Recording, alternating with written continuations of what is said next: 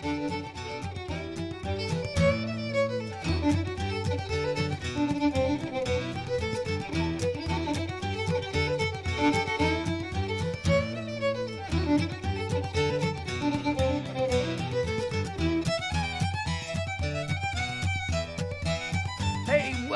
to everyone. Welcome everyone to this Friday's live stream here in the Nutmeg Tavern.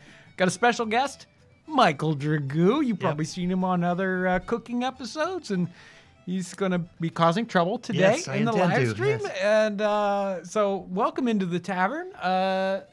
Troublemaker behind the bar is Ryan. He is wound up. He's wound up, and he's all the bottles are empty back there, and we haven't got a chance. Yes. So, cheers. Behind the console, making the live stream happen, all the technical stuff is Aaron. Hey, everyone. Hopefully the audio is right. Yeah, how's everything looking sound? Having a little bit of trouble. And in the question box is Kyle, and he's looking for good questions. So make sure to put those in the chat, and he will find the best ones and feed them over to us. And whoo, they're all the best. Good. So we've been, and we're eating a little bit here of something we cooked today. So Michael was here earlier. We cooked up some episodes. Yep. If you can call that cooking up an episode, that's what we did.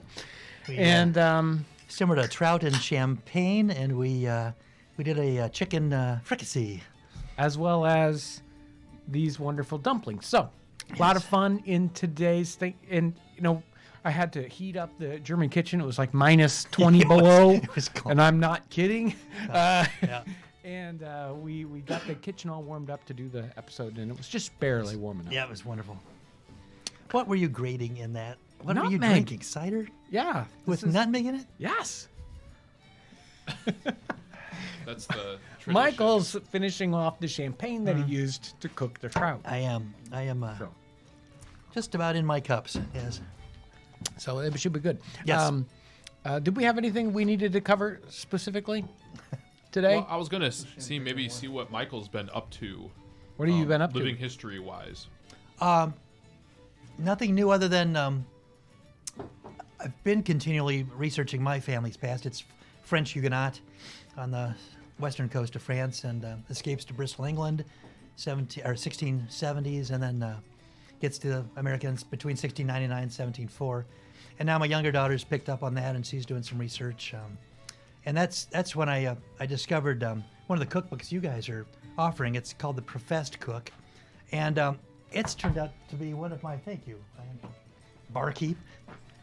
And it's turned out to be one of my favorite cookbooks. It's almost 600 pages, and it's just, if I could own an original source cookbook, it would be these 4 tomes. It's a British person translated 20 years after the fact, and it's just a wonderful cookbook. 20 pages of sauces. So 1755 was when the French one was done, and 1770 something. Yeah. And it's just a real good cookbook. And so part of my history is French, and so I've just really enjoyed this cookbook. It's right, and it's a good cookbook to see what was happening in France, and then what they were sort of interpreting into English cookery at the same time. Yes, so, but even though the French were, or the English were despising the French, upper classes were not despising the cooking at all. Exactly. So exactly. So it's a fun cookbook. If you're interested in that, do you have a link for that one, Aaron? I just do it in the chat. Sorry, I'm eating that dumpling. So there's a link to that cookbook in the chat if you're interested in taking a look at that. Yep. That's The Professed Cook. The Professed Cook. Professed Cookery. No, the original title in French is about 16 words long, and I don't have it in front of me. So there's a different cookbook called The Professed Cookery. Totally different book. Yep. Anywho. Don't get them confused. Nope. I think that Professed Cook was one of the last bunches that we brought in, wasn't it? I have no idea. I'm pretty sure it was in like the last 6 or 7. And I don't know that we've talked about it a whole lot. Right. I've used it once or twice when we did the series of recipes that were from different cultures that influenced North American cookery. My younger daughter's been researching the family a little bit, in a little more detail than I have, and she's newly married, and she and her husband were up right around Christmas time, and they were there a couple nights. And the first night I did a complete French meal, not a fine meal, just an everyman's coastal meal. The first night and the second night was a Bristol, England 1700 meal, and we had a lot of fun. We all participated, and that's kind of what I'm all about, is demonstrating food preparation techniques and from this time period, French and Indian War up to Revolution. And I just get so excited when someone comes back and says they tried something or they've researched their history, Right. and they've found something, even if it was their grandmother's favorite childhood meal, Right. or dish or something. It just, our history is so short as a country, and we just don't embrace our Right. families. And food is one of the best ways and to do it's that. the best way. So How many yeah, events do you do in a year's time, Michael? I just when do you're 3, demonstrating? and I go whole hog You just go crazy, crazy doing 3 of them. for 3 of them, and then I will walk in on 2 or 3 others. Okay. I'd rather just do a couple really well, and so yeah. that's- Right, and the way you load up that trailer, that's probably all you can do. Well, yeah, it's a couple. I have a prep tent and the earthen oven, and there are things that take up a lot of space. His setup is pretty awesome. yeah, Yeah. It's big. You got any questions, Kyle? Yeah, I do. First question is, I have viewed the sugar you have wrapped in paper on your website. What are some of the common packaging materials for food items during the 18th century? Oh, that's a good question. a lot of you do see different things packaged in paper like that. So to sort of separate out the bundles or whatever. A lot of times, though, stuff is much more in bulk. You know, it's delivered by a ship to a store, say on the East Coast. So all those things are going to come in barrels, and then that's going to be divided out at the store into whatever the customer wants it to be delivered into. So most things did not have its own like little packaging like we expect when we go to the store today. Most things were broken from bulk at the store. Sometimes in traveling, they would soak a fabric in something and wrap it, wrap the meat or something in it, just to get it some kind of airproof or waterproofness. And so you'll see a lot of times a vessel that's to store it, you'll dip that in something and wrap it around a skin, sometimes an intestine, and they'll wrap it and tie it, and then when an intestine dries, it's almost like a drum head, and that keeps the critters out, keeps the air out. Sure. When food was purchased in colonial America, was it purchased from shops, farmers markets, or just directly from a local farmer at their farm? Yes. It's going to be all of those. Yeah, traded locally. I mean, very locally. Remember, they're not hopping in a bus and going downtown. And somebody may may have a way of getting salt, and you have poultry or you have pork or whatever. You'll trade things, or you may be working fabrics and somebody else is doing meats. You can't do it all, and not everybody had everything. There wasn't a spinning wheel in every house, so they're trading. There's not a lot of money. There's not a lot of money in the colonies. It's coinage. And up until the Civil War, a shaved haircut 2 bits, that's Spanish doubloons. That's 2/8 of a Spanish coin. There just wasn't a lot of coinage in the Americas. Mm-hmm. This one says, "Hey, Townsends, love the channel. How common was it for frontiersmen or fur traders to marry natives or to live around them? Been fascinated lately by people who braved the frontier back then." It's a good question. It can be a delicate question at times because what's happening there in the frontier wouldn't be looked upon necessarily the best way today, right? So a lot of times men will go out and live in a frontier situation, a hunter or whatever, and they will at times have Native American wives. That is not, not uncommon. And then sometimes they might have another wife back at home on the East Coast. So that sort of thing happens. You'll see that showing up a lot in the different kinds of things you read. It's very practical, not to condone or not condone it, but it's when you're needing to work in an area, you need to have a good relationship with the locals, and you need someone while you're out doing your thing. You need someone back at the home base doing their thing, keeping the mothership running, dealing with the skins and things like that. So they both worked very hard.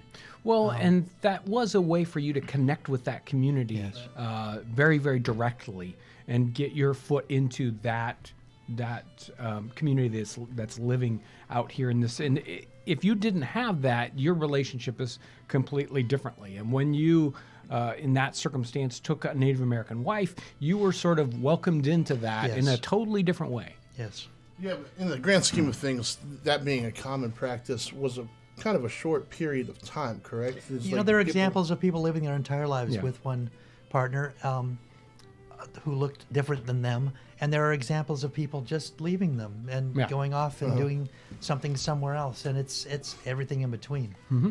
So, I want to do some donations real quick, just while they're here, because we have quite a few. And thanks everyone for all of them. yes, thank you. 2 donations, each for $2 from Clean Milner. Thank you. What did they do with leftover white eggs? Egg whites. Egg whites. Oh yeah, it's been a long day. I've been working with Michael all day. Yeah, I know. Yeah, it takes its soul, doesn't it? And then Love My Tomahawk. Know anything about the forging? And then a donation from David Dinelli. Thank you. What kind of dice or card games did they play in the 18th century, and was gambling widespread or an underground activity? Love the channel. Molly Dragoo, is that your? Yep, that's your daughter? yes. That's awesome. Yeah. Thank you. So- Alice, I got a couple more. Oh, go ahead. Okay. Yeah, Allison Hendrickson. Thank you. I noticed in some videos John is left-handed. In all of them, I'm left-handed. Right. Wouldn't that have been beaten out of him by his teacher or tutor? Quite likely. And then a nice donation from Wingy. Says, take my money. We will, thank you. Thanks. Okay, so this first one, I can't answer any of those. Although my father was the left-handed, leftover his egg mom whites made him or do white eggs. Yeah, you know, at times, many times it's not going to say anything in the recipe book about that kind of a situation. It's not going to say, hey, you know, you're going to have egg whites left over. You should do this with them. So you don't see that, but you will find situations where different sorts of recipes go together. You know, it's like, oh, this one uses extra yolks. Now I've got extra whites, and I'm going to use them in this recipe that uses egg whites. And when I grew up at home, my mother had just that kind of sets of recipes. It's like, this one uses yolks, that one uses whites. I always make these at the same time because that works out so well. And you could see that sort of thing probably happening in the 18th century.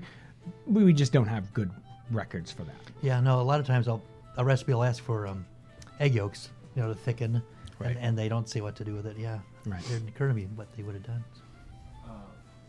What kind of dice or card games did they play in the 18th century, and was gambling widespread or an underground activity? No, it wasn't underground. It was very widespread. They had some of the same games that we do, and then there are. Remember that we did an episode, I don't know, a couple months ago.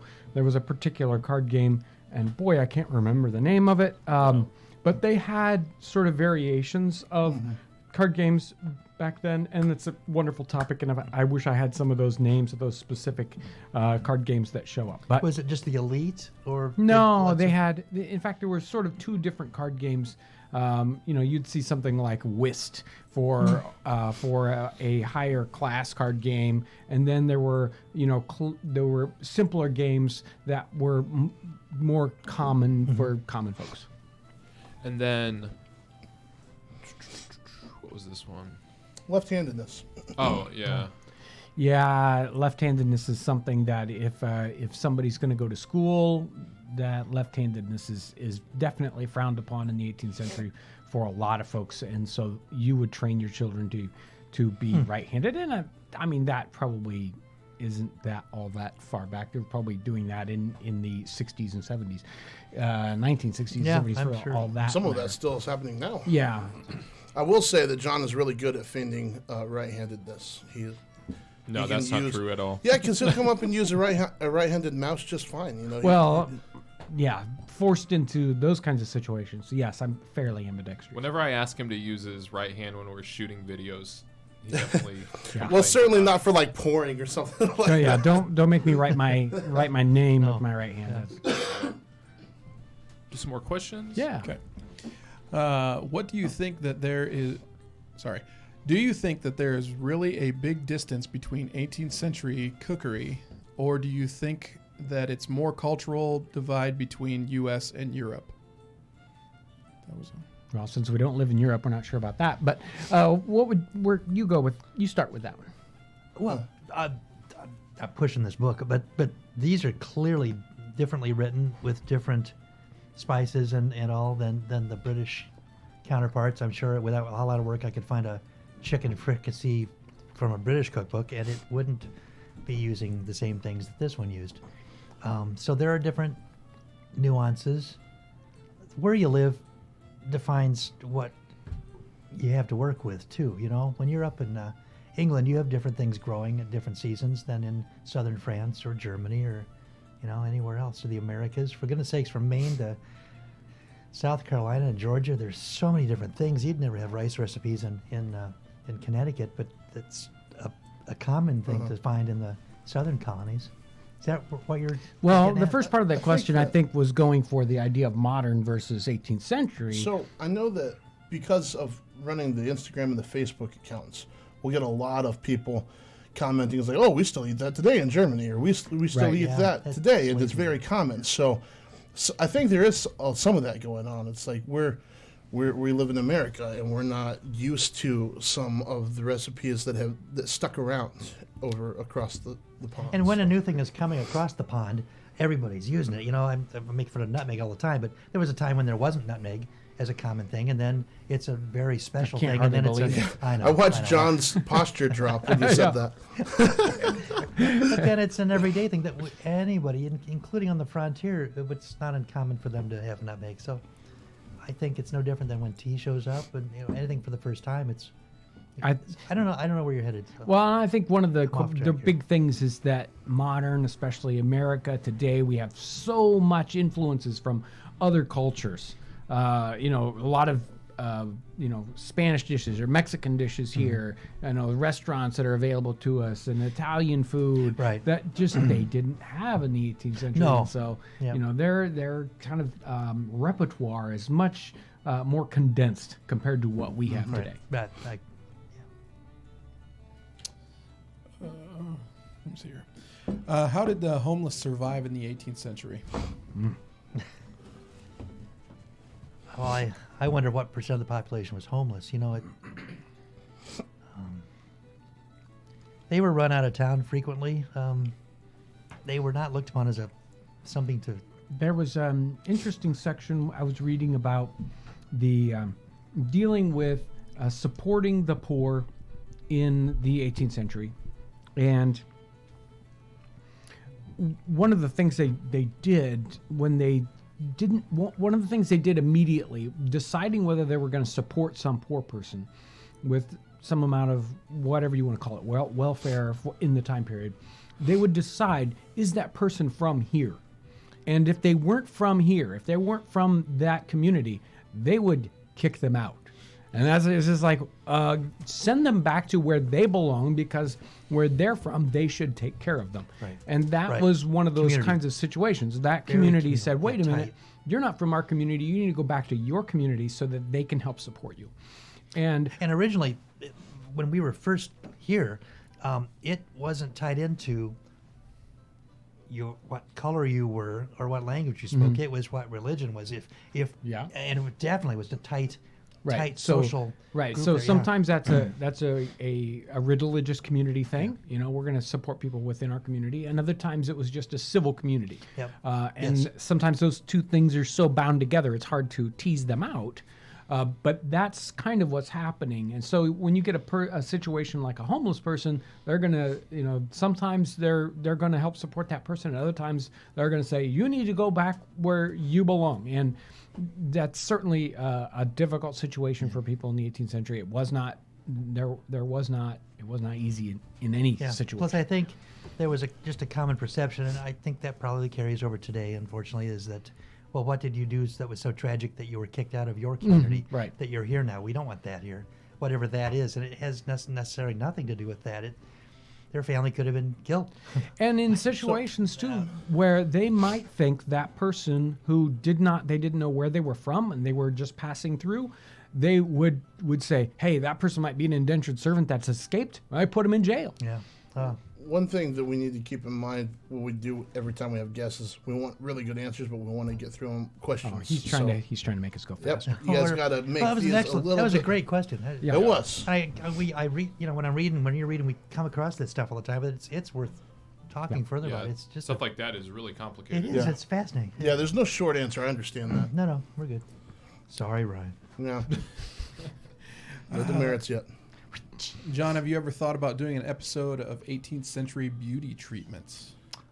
Ooh. We can use me as the subject. No. That's going to need a lot of treatment.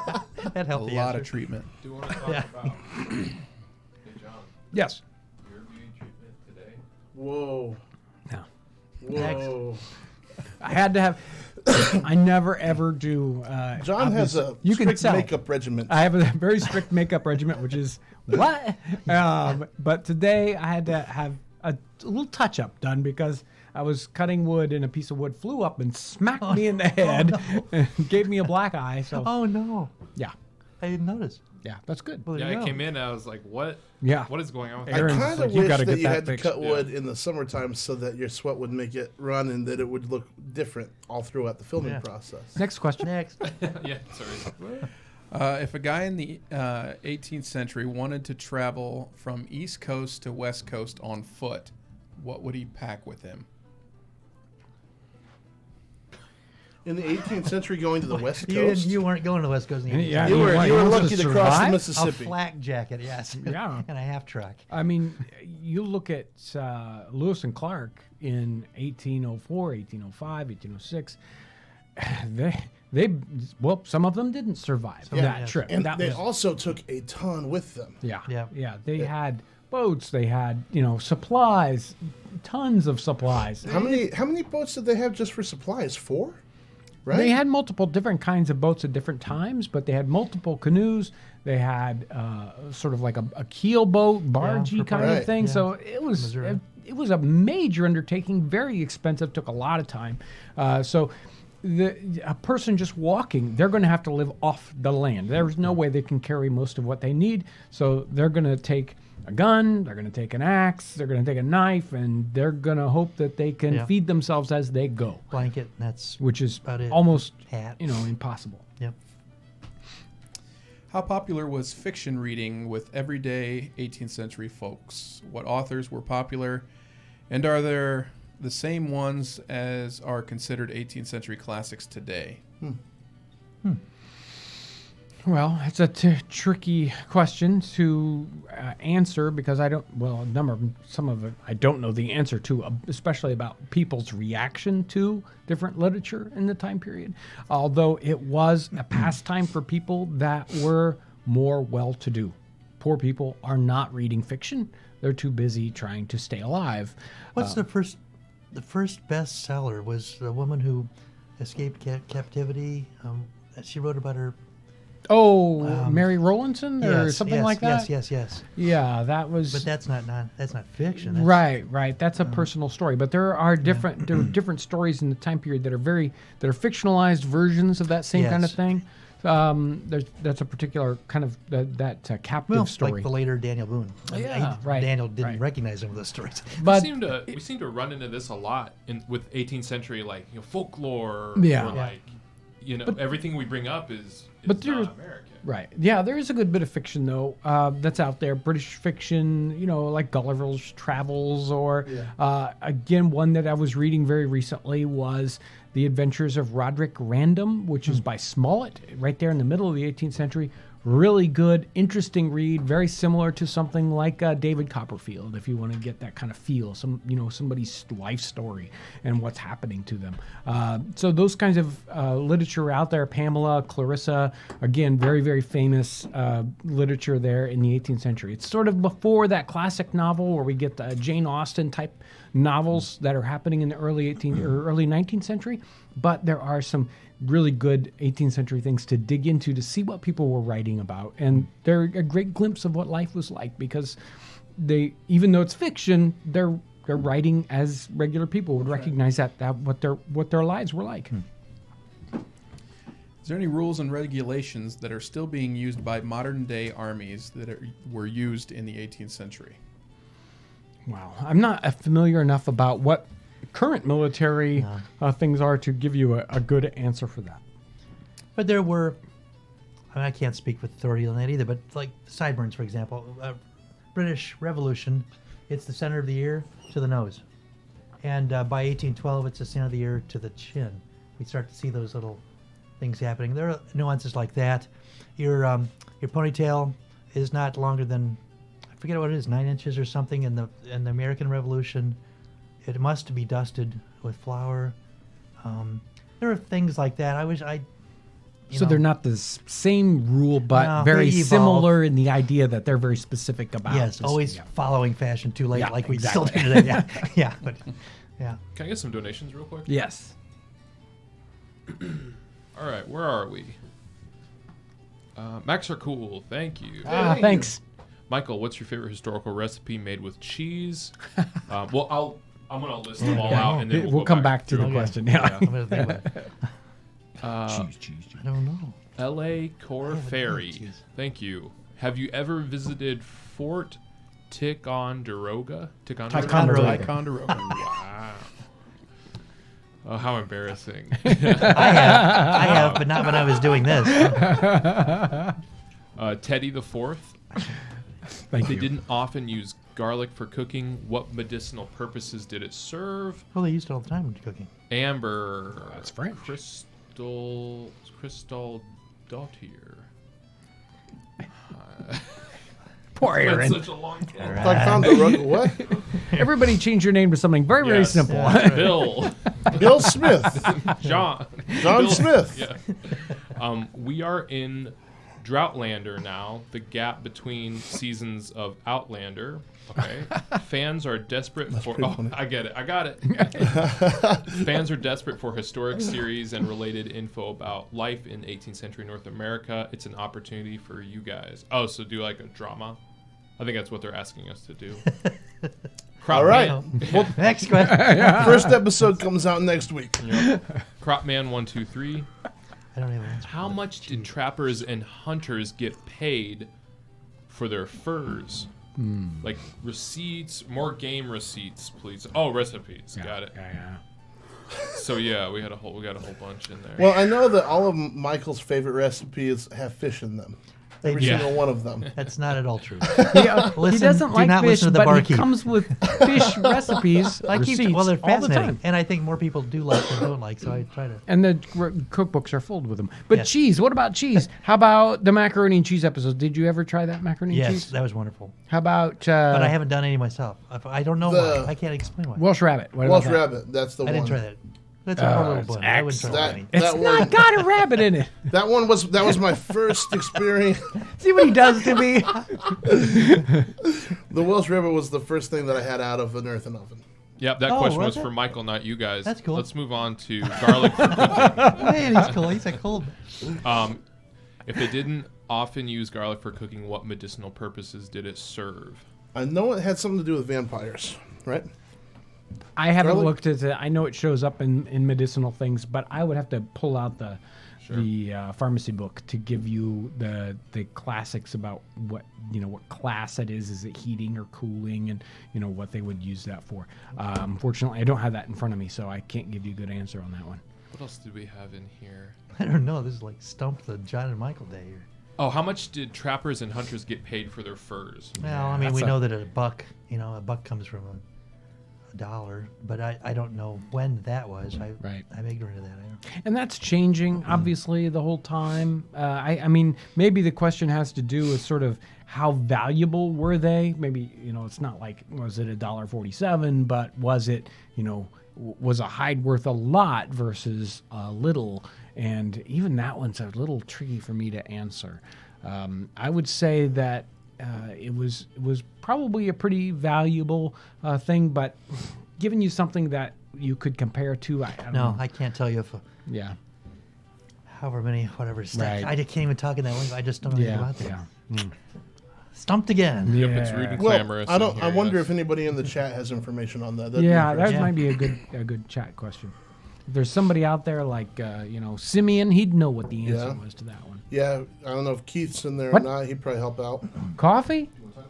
I'm not drinking coffee, but I should be. no. No, there's no coffee.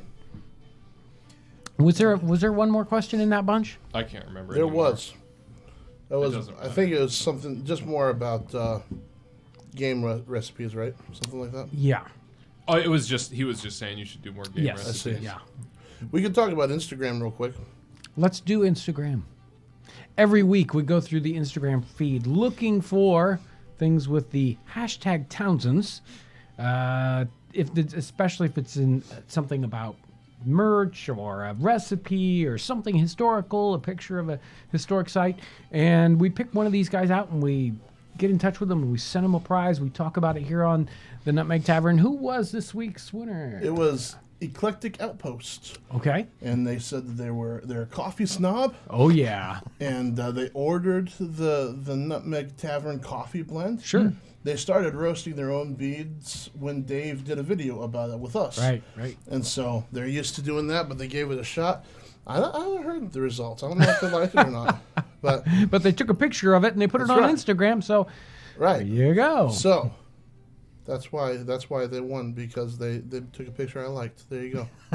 If you're And it was coffee. Right. Yeah, and if you're interested in that special Nutmeg Tavern blend coffee, specifically roasted to go with nutmeg, Aaron will probably put a link in the Yep. in the chat for you. I'll tell you, So, since we put that up for sale, it's been fueling every day for me. very Yeah. you liking that? I have awesome. I have personally had a lot of pounds of that coffee. In grinder, water, happy boy. Well, that explains your loss for the last quarter. It's fueling me as every day too. Putting Right, them in the boxes single-handedly and is- sending them out to people. Are you the person that puts all the nutmegs in? I did this last batch. Yeah? Yeah. So everybody's nutmeg has been touched by me. Oh. This Okay. is getting worse. That's and great. worse. That's wonderful. Right, wonderful. All right, can you speak on self-sufficiency? Back up. Hold on. I'm the one Can who's you drinking speak here. on self-sufficiency in the 18th century?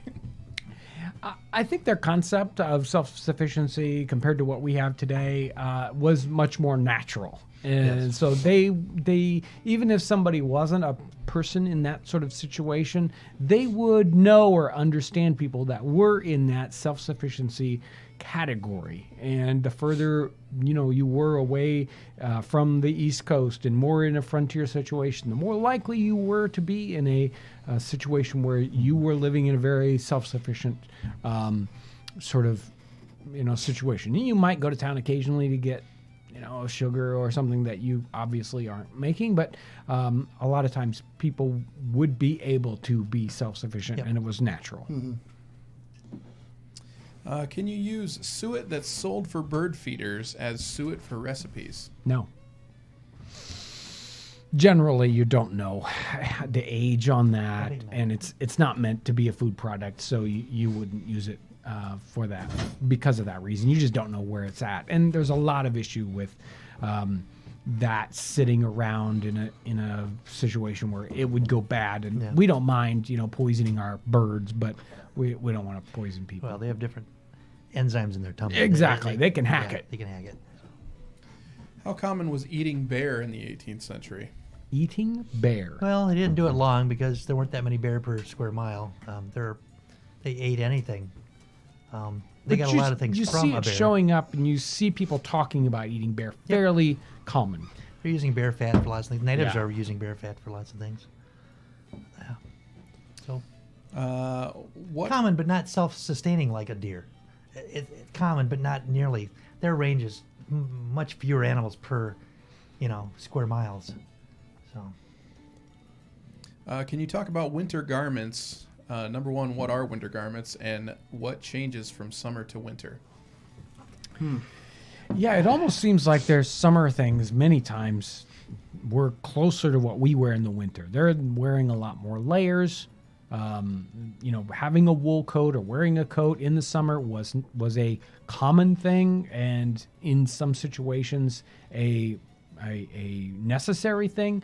In North America, that rule doesn't always apply nearly as much, and especially as you go back into the frontier situation, and it seems like people are, they're going to go to the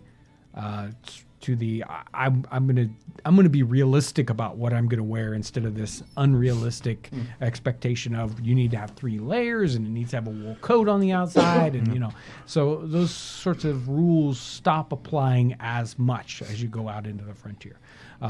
In the wintertime, you're going to be wearing, you may not have a special set aside wool coat, but you've got great coats and you've got capes. You've got something like a match coat, which is really just a blanket that you drape around yourself. Right. And so certainly wearing blankets. yeah, You're and wearing just- blankets. Yeah. You're not spending a lot of time outside. You're dealing with your livestock and And getting back in where it's warmer. So I was wondering firewood. about this actually because we had super cold temperatures this week. In my wool stockings in November, it's like, okay, this is fine. But when it's super duper cold, do you have accounts of them like just tripling, quadrupling up on stockings if they're wearing breeches? It's quite likely, and they also were wearing things like leggings to Yeah. warm up Yeah, that's over their breeches. So. I'm wearing wool leggings today. I don't have stockings, so I just have my Saturday mocks. The high was 14. I'm quite comfortable. I didn't spend the day out there. I wasn't Yeah. trying to plow. I just You're not going to plow in the winter. I know you're not going outside in the winter. You're going outside because you have to. Yeah. And Firewood, for those water. unaware, high of 14 here is like summer compared to the past couple days. Yeah. yeah. We were Felt lower very than nice Mars. this morning. Yeah, yeah, up we've had a nice up in Elkhart, we were 60. lower than the surface temperature of Mars Yeah. for a couple days. Does nutmeg grow wild in the United States? And if so, where can I find some? Jeez. No, nutmeg is something from the South Seas. It grows in the, in the Madagascar? tropics, and Yeah, they The only might, way to get but- it is from Townsend's. Yeah, That's right. yeah. Order coffee. Don't look Get on nutmeg. Amazon because you Yeah, won't don't. find anything. Yeah. Oh no. no, nothing like that's gonna All grow of the in the nutmeg United States. supply in the U.S. is in the basement of John's Yeah, buildings. I'm- Every building, I've got a warehouse for that. the nutmeg bunker. The nutmeg nook. There you go. I like On to our bunker. on I to our like next bunker. one. Hey, I got a Yeah. question. Yeah. Where can I get, Wow. It appears I'm the only one who's not drinking today. where can I get / buy a little barrel for pickling beef, as in one of your earlier broadcasts?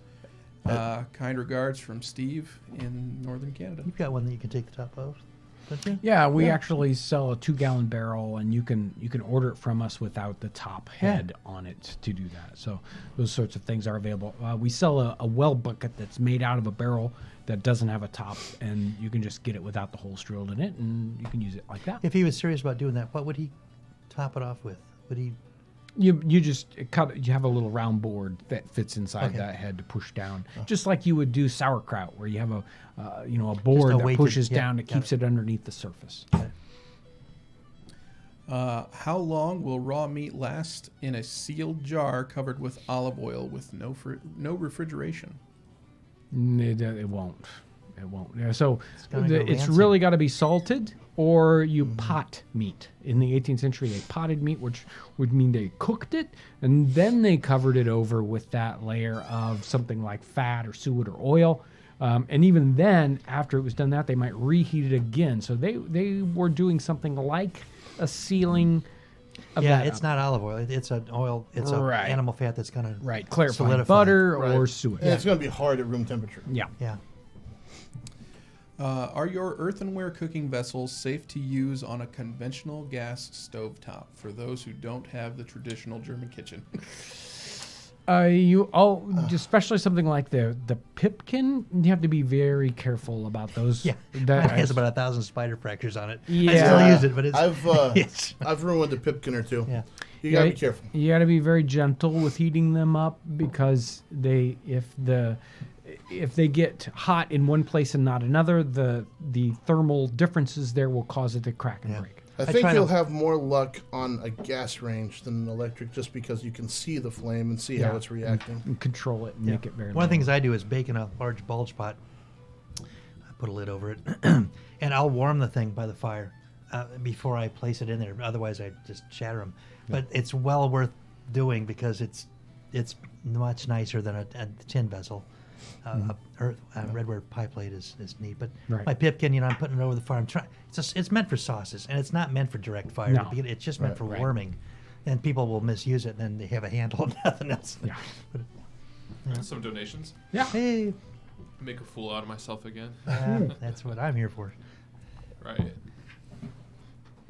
Okay. Trying to remember where we left off. Ticonderoga. That's where we. Yeah. Thanks, Kyle. Nat Morse Nolan. I'm reading Juan Altamiras's New Art of Cookery on your recommendation. Thank you for sparking my interest in culinary history. Hey. Awesome. Thank you. Creel Unbeloved. Nice little donation. Thanks. Thank you. Thank you. Profile picture. I'm not sure I want to. That's scary. Michael Sigler. I get to watch 2 weeks in a row. Lucky me. Keep being amazing. Townsend's crew. Thank you. Thank Hey, you. Thanks. Allison Hendrickson.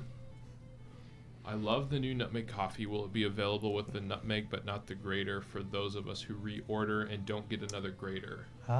So we've talked about this. Well, Can I they- do the rest of these real quick? They make cheap Christmas gifts. Yeah, I guess so. Chris Pinkerton. Thank you for what you do. It is much appreciated. Thank you. Thanks. Thanks. Prancing Pony. That's Nay. awesome name. They said nay. Just wanted you to read that. Worth it. It was very worth it. Bad horse. Yeah. Caltoid 5. Thank you. Thanks, Yeah, there you go. Cal25. Finished off the duck with that gravy. Wow. Gonna make broth with the carcass. Cheers Oh, and yeah. stay warm. Nice. Right on. All right. Thanks, everyone. What's the first one? I think the only one we have to answer is the nutmeg grater, isn't it? Yeah, I think so. So we've talked Right. about this. We kind of gone back and forth about it for a few times. So why don't you guys weigh in on it? Yeah. We don't know because because of wanting to have them packaged before they ship out. It makes it easier just to ship them all with graters. But if you're going to get coffee after coffee, you probably don't want 20 nutmeg graters sitting around unless you have 20 people to give them to. So you can weigh in on the chat and let us know what you think. What? Good answer. Oh. Aaron fell asleep for a second. All right. Were women traders or trappers? Nah, they're not going to be trappers. They're definitely going to run different storefronts or taverns at times. It's certainly not unheard of. Might not be very, very common, but it's going to happen. But not as a trapper.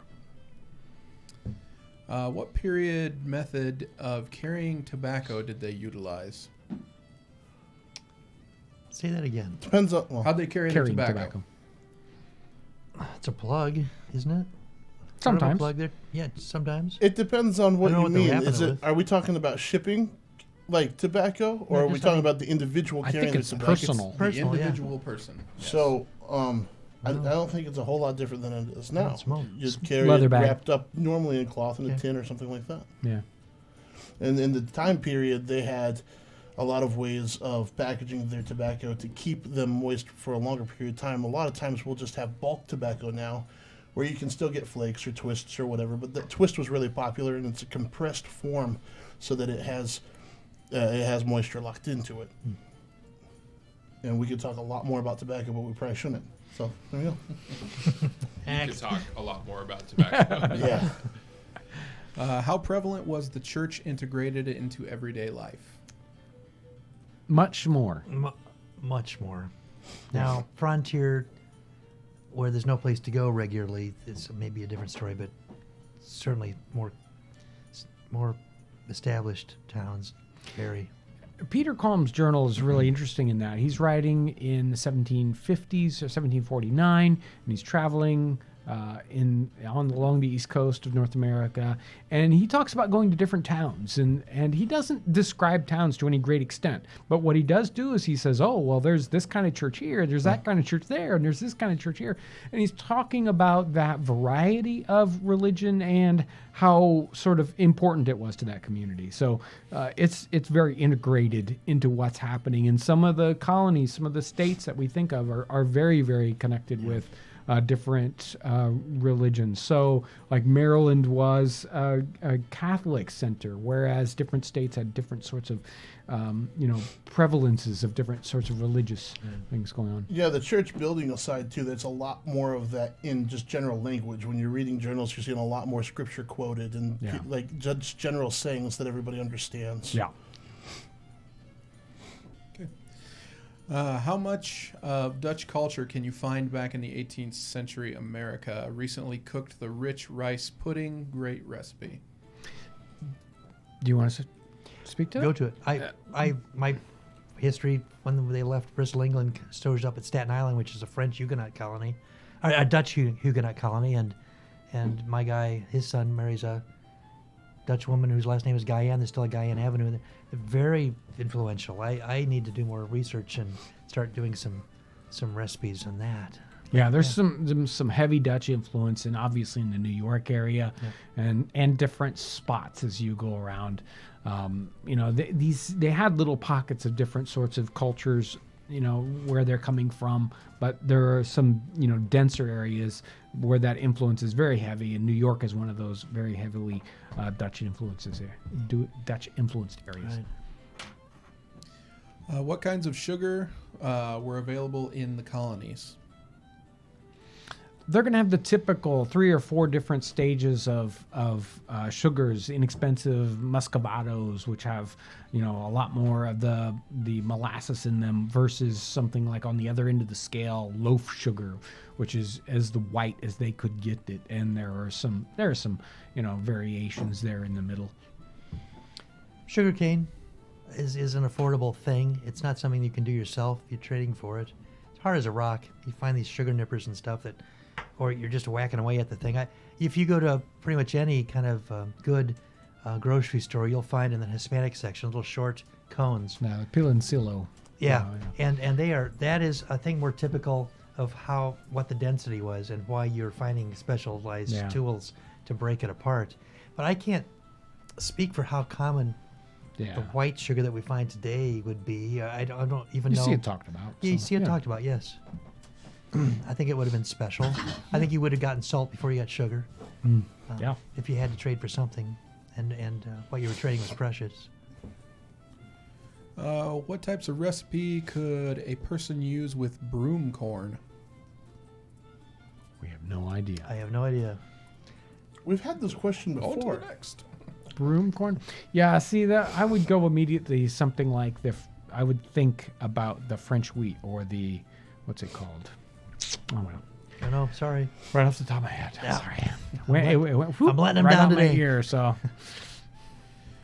How prevalent were the use of peppers and pepper seasons in the 18th century? Thank you so much. It's something you traded for. It's coming from far away.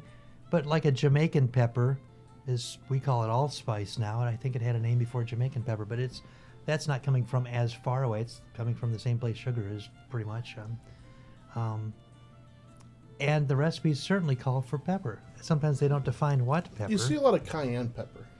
There's cayenne that shows up. There are, were we talking about black pepper? Was that not? Well, These have peppers, They said right? peppers. Pepper and Right. pepper So seasons, yeah, cayenne is what's showing up mostly, and you don't see as much references to the kind of number and complexities of peppers that we have today. It says So pepper. cayenne's one of the kind of bigger ones. I know that what was it, the fried catfish had a lot of cayenne pepper in it that we did at Mount Vernon. All right. And I think that several of the recipes that they had there for us used cayenne pepper. Mm-hmm. During the Revolutionary War, where did the U.S. get its steel from? During the Well, Revolutionary there wasn't steel in the Revolutionary War. There's iron. Well, Was it yeah. steel? I mean, Though there's steel And we had foundry. in that there's,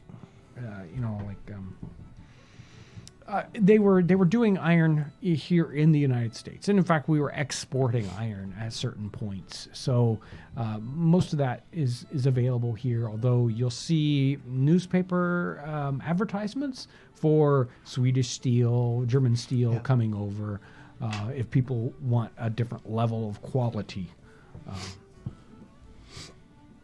so where were we getting it? We were homegrown and it's Homegrown, imported. yes. Yes. John, is one of your goals opening up a real 18th century inspired inn? I think that it's a business venture that would suit you. Hire me. That's a way too much work. And restaurants and those sorts of things it's like a ball and chain.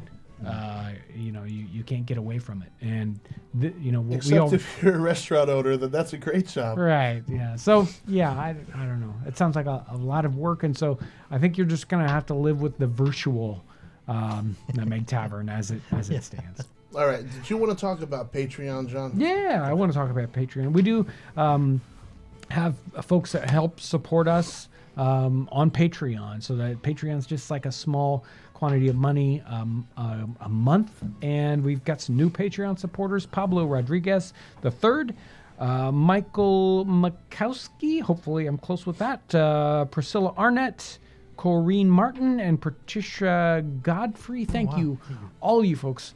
Everybody who supports us on Patreon, and we use that sort of money for new equipment and different ways of funding are going to specific locations. So thank you guys so much for that specific kind of support that's there every month. And then as far as housekeeping goes, Michael, there were a lot of comments today wondering where people can follow you on social media. Anywhere. I don't think that you have an Instagram account, right? Nope. Do you have a social media page that folks can follow or not? No, I don't. Okay. I'm old. You guys are just going to have to see him when he hangs out with us. That's right. That's right. Yeah. Yeah. And then one more time, the professed cook. Yeah. That is the link in the chat, or is it in the description, Aaron? I'm just throwing it in the chat, but I can throw it in the description.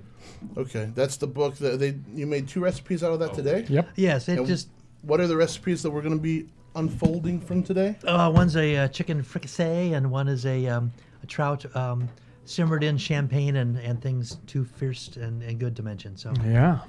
they you were have a both favorite? remarkably. Do I have a favorite? Yeah, so anything that doesn't have fish in it. So yeah, the chicken. Yeah. Did you like the trout, John? Yes. Yeah. And I, to be fair, I tried the trout, and if I hadn't been told it was trout and I was blindfolded, and I was told it was chicken, I would have said how wonderful it was. Both were remarkably simple, and that's why I try to bring to the table are simple things. And it was very good. It was good. All right, Kyle, we got time for 2 questions, and we got to sign off. All right, Bum, 2 bum. questions. First one is, were magnets around in the 18th century? Well, they had compasses. They had ships. lodestones. So, yeah, those kinds of things were available. There are examples of ship's captains and magnetizing their swords on shipstones, and then wowing natives with that ability, that magical ability to The attract technology. metal things to their sword. Final question. How do you grate the last 1/16 of nutmeg without losing fingertips? Mortar or pestle? Well, I believe what you will do on something like when you're using whole nutmegs is you grind them down till you get to the smaller amount. And there are different recipes where you don't grind nutmeg. We think today of nutmeg, and many times we buy it in the ground form, but it's used a lot of times not in the full ground form, where sometimes they just smash it or they will cut it in thirds or quarters and boil that in a Right, broth right. or in milk. And Just then like they will- ginger, they'll mash it and put it in, then take it out. You don't eat that. Right, right. It's So you would save those little chunky bits for those kinds of recipes. chunky bits. As the bartender of the Nutmeg Tavern, I just throw those bits in John's drink, and he gets really Yes, happy. which explains why he never blinks. It's Time to go. Yeah, you can smash it with a hammer if you need to use it in a ground form. You just mash it up. Well, Yay. it has been a wonderful Friday. Thank you, It has. Michael, for Thank you coming so along much. and being the My- guest in the Nutmeg Well- Tavern. Thank you, Ryan, Yes. for being the hard worker barkeep. And these guys, thank you guys so much. Yes. And a special thank you to everyone out there, whether you gave us to us on Super Chat or you're just watching this video. All of you support us in so many different and amazing ways. So thank you so much. Thanks for watching today.